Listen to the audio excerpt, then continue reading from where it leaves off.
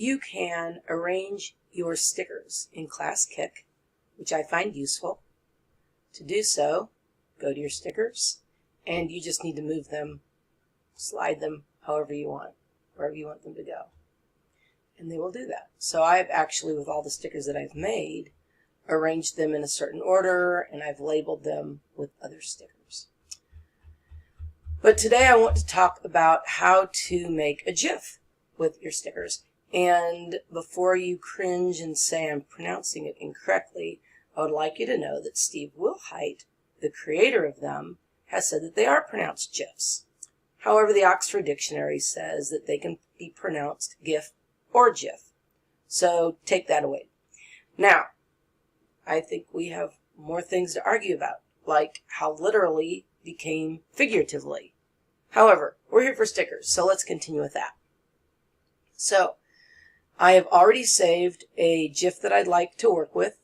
So we're going to go to a site called onlinegiftools.com, and I've come to the Remove GIF Background.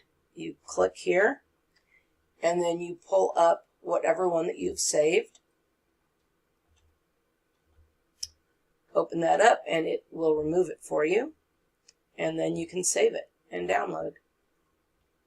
It does take but a short time for them to take care of that.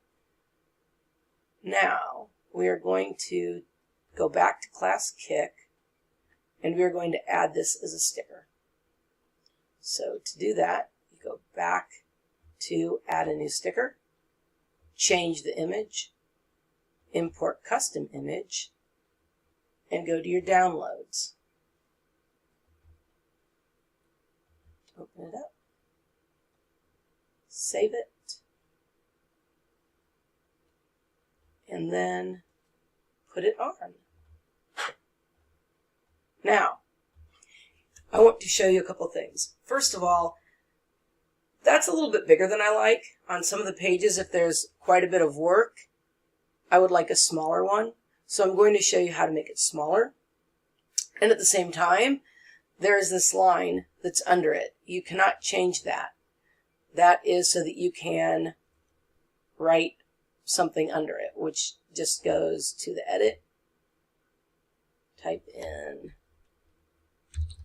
great, spell it correctly. Fingers in the right spot. Great job. There we go. Save it. And now, there he is with great job. So, let's go back and see how we can get him to be a little bit smaller.